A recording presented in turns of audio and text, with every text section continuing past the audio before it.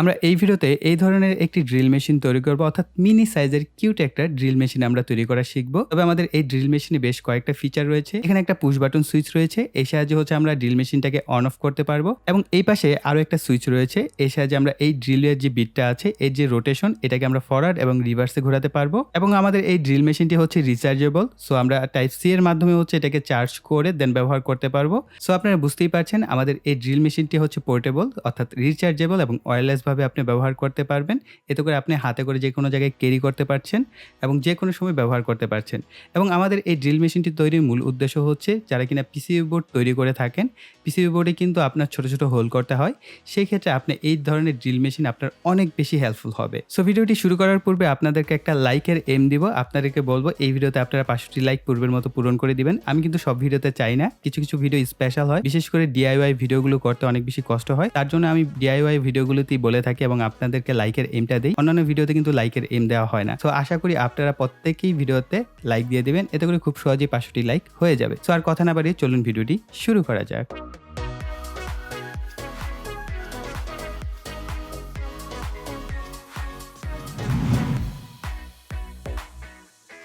আমাদের এই mini drill মেশিনটা এটা তৈরি করার জন্য এই ধরনের পিভিসি পাইপের দরকার হবে দুটি, এবং এই পাইপগুলো নর্মালি হচ্ছে আপনি ইলেকট্রিক্যাল দোকানেও পাবেন, এছাড়াও হার্ডওয়্যারের দোকানে গেলেও আপনারা এই পিভিসি পাইপগুলো পেয়ে যাবেন। সো এখানে দেখেন একটা পাইপের যে দৈর্ঘ্য, সো এটা হচ্ছে 1 ইঞ্চির পাইপ, অর্থাৎ এই পাইপটা হচ্ছে 1 ইঞ্চি পরিমাণ, আর এই পাইপটা 1 ইঞ্চির কিছুটা কম, 0.8 ইঞ্চির মতো।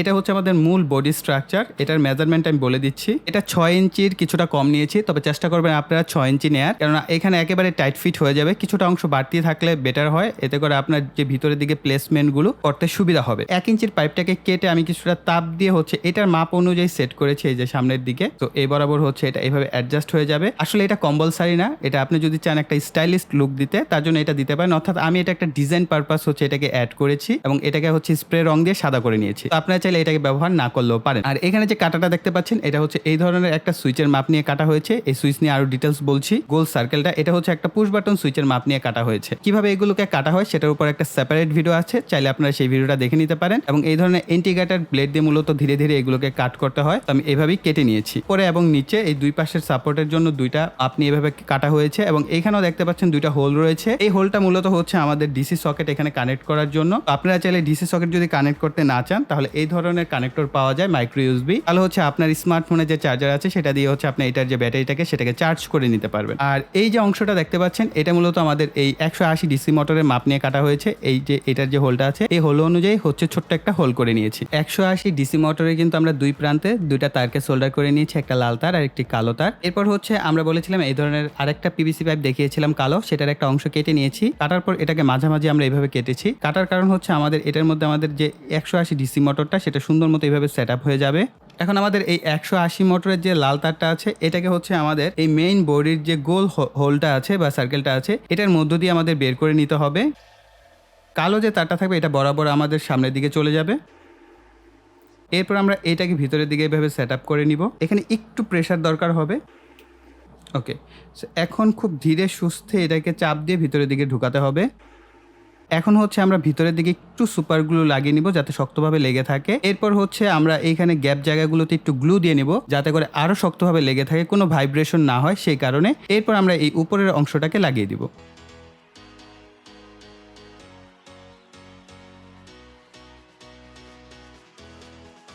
পুশ বাটন সুইচটাকে কানেকশন করব। সো কানেকশন করার জন্য খুবই সিম্পল, জাস্ট এইখান থেকে যে লাল তারটাকে আমরা বের করেছি, এই লাল তারটাকে হচ্ছে আমরা কেটে ফেলবো। জাস্ট খুব সিম্পল, এই লাল তারটাকে হচ্ছে আমি যেভাবে কাটছি এভাবে কেটে ফেলবেন।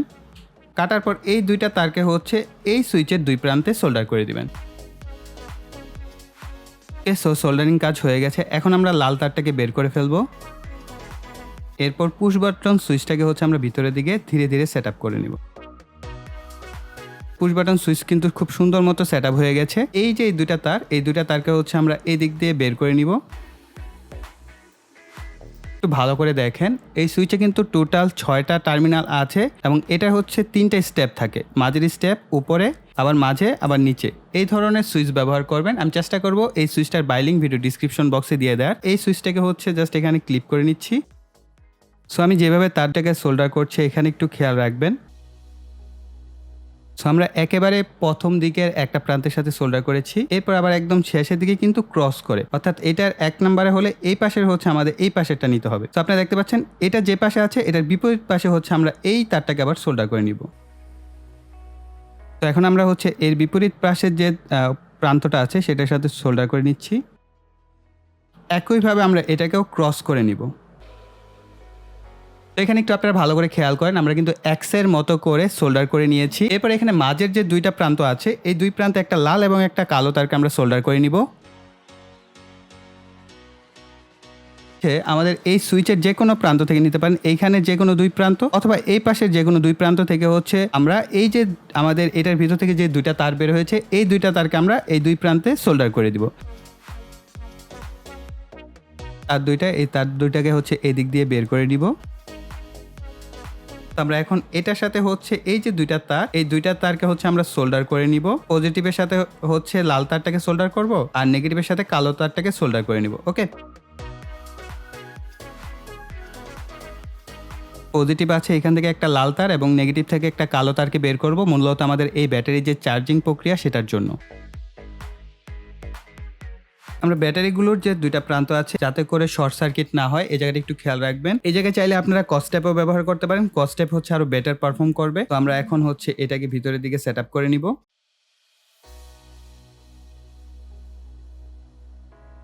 এরপর হচ্ছে আমরা সুইচটাকে এর মধ্যে সেট আপ করবো। সো আমরা চার্জিং ইউনিট হিসেবে TP4056 এই সার্কিটটি ব্যবহার করছি, আপনারা চাইলে অন্যান্য সার্কিট ব্যবহার করতে পারেন। এই পাশে কিন্তু B+ এবং B- রয়েছে। এখন আমাদের এই যে ড্রিল মেশিনের দুইটা তার রয়েছে অবশিষ্ট লাল এবং কালো, এটাকে আমরা হচ্ছে লাল তারটাকে B+ এর সাথে এবং কালো তারটাকে B- এর সাথে সোল্ডার করে নিব। সমস্যা হয়ে গেছে সেটা হচ্ছে আমি যদি ডিসি সকেটকে লাগাই তাহলে আমাদের এই যে একদম জায়গা টাইট ফিট হয়ে গেছে, তো কোনোভাবেই পসিবল হচ্ছে না। দেখতে পাচ্ছেন টাইপ সির মাপ নিয়ে হচ্ছে কেটে নিয়েছি। আমরা জাস্ট এটাকে এইভাবে বসিয়ে এটাকে জাস্ট আমরা সুপার গ্লু লাগিয়ে নিচ্ছি। আমি জাস্ট এখানে ভিতরের দিকে কিছুটা গ্লু দিয়ে নিচ্ছি, এরপর আমরা উপরের অংশটাকে লাগিয়ে ফেলবো। ড্রিল চাক চাইলে আপনারা এই ধরনের ড্রিল চাকগুলো ব্যবহার করতে পারেন, তবে আপনাদেরকে রিকমেন্ড করব এই ধরনের ড্রিল চাকগুলো যদি থাকে তাহলে সেগুলো আপনারা ব্যবহার করতে পারেন। তবে আমরা এই ভিডিওর জন্য এই ড্রিল চাকটি ব্যবহার করছি, কারণ আমার আগে যে ড্রিল চাকটি সেটির যে স্ক্রু হোল সেটা মোটামুটি ক্ষয় হয়ে গেছে, যার জন্য আমরা কানেকশন করতে পারছি না। সো আমি একটা কলমের কিছুটা অংশ অর্থাৎ নিপের কিছুটা অংশ কেটে নিয়েছি, আপনারা দেখতে পাচ্ছেন। সো এটাকে জাস্ট একটু জোরে চাপ দিলে এটার মধ্যে সেট আপ হয়ে যাবে। আমরা জাস্ট এটার ভিতরে এটাকে যতটুকু দরকার ততটুকুতে সেট আপ করে দেন হচ্ছে উপরে যে ড্রিলের যে সকেটটা আছে সেটাকে আমরা সেট আপ করে নিব। তো এই ড্রিলের যে চাকটা আছে এটাকে লাগানো হয়েছে। তো এরপর হচ্ছে এখানে দেখেন একেবারে ছোট সাইজের এখানে ড্রিল বিট নেওয়া হয়েছে, এগুলো খুবই ছোট, বিশেষ করে যারা কিনা পিসিবি ডিজাইন তাদের জন্যই মূলত হচ্ছে আমাদের এই ধরনের যে ড্রিল মেশিনটা তৈরি করা হয়, বা আমি নিজেও এই ড্রিল মেশিনটা ব্যবহার করব পিসিবির ডিজাইনের জন্য। সো এটা দেখতে পাচ্ছেন এটা মেবি 0.3 mm সাইজের হচ্ছে এই ড্রিল বিটটা, একেবারেই ছোট 0.1 0.2 0.3 4 5 6 এরকম হচ্ছে ছোট ছোট হোল সাইজ কিন্তু আমাদের দরকার হয় যারা কিনা পিসিবি ডিজাইন নিয়ে কাজ করে থাকে।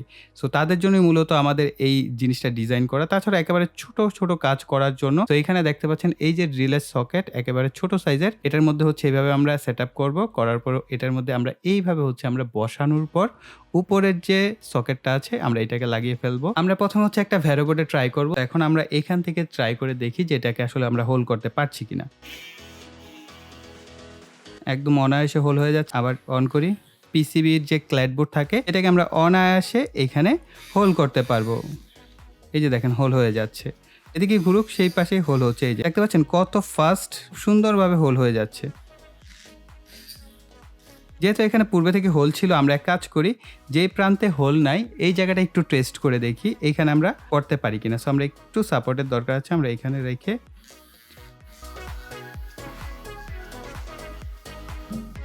সো এইখানেও পেরেছে। সো দেখেন খুব সুন্দর মতো হোল হয়ে গেছে। একটু হার্ড যাই, এখানে হচ্ছে আমরা একটা পিভিসি পাইপ কেটে যে সোজা করে নিয়েছিলাম সেটাকে দেখে আমরা হোল করতে পারছি কিনা। ওয়াও, খুবই ফাস্ট হোল করতে পারছে।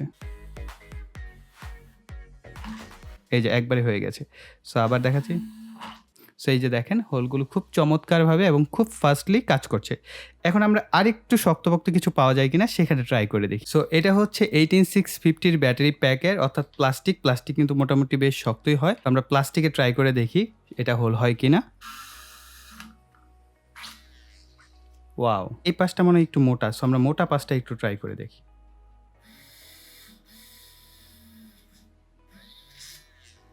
অনায়াসে হয়ে যাচ্ছে।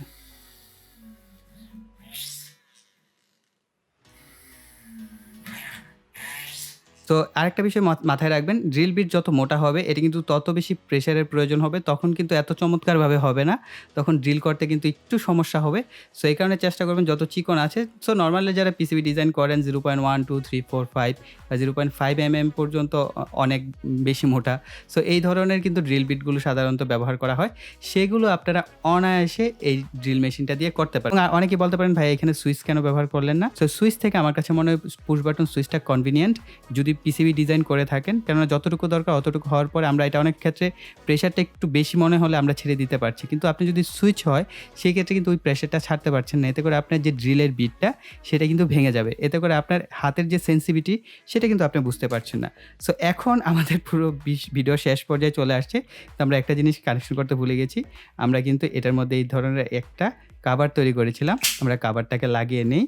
আই থিঙ্ক আপনাদের কাছে এই ড্রিল মেশিনটি বেশ পছন্দ হয়েছে, তার জন্য অবশ্যই ভিডিওতে লাইক, কমেন্ট এবং শেয়ার করবেন, এবং এই ভিডিওটা কিন্তু আপনাদের রিকমেন্ডেড ছিল, তার জন্য অবশ্যই আপনারা ভিডিওতে লাইক দিবেন এবং কমেন্ট করে জানাবেন ভিডিওটি আপনাদের কাছে কিরকম লাগলো, ড্রিল মেশিনটি কিরকম হলো, পরবর্তী ভিডিওতে কোন টপিক্সে করবো, সমস্ত বিষয়ে আপনারা কমেন্ট সেকশনে লিখবেন। আর যারা এখনো চ্যানেলটি সাবস্ক্রাইব করেনি তারা ভাইয়া অনেক বড় ভুল করে যাচ্ছেন, অবশ্যই চ্যানেলটিকে সাবস্ক্রাইব করে রাখেন, এতে করে নিত্য নতুন ডিআইওয়াই বা বিভিন্ন ধরনের রিভিউ ভিডিও কিন্তু আমাদের চ্যানেলে আসে, সেগুলোর নোটিফিকেশন সবার আগে পেয়ে যাবেন। তো গাইস এই বলে এখানে বিদায় নিব, সকলে ভালো থাকবেন, সুস্থ থাকবেন, টাটা।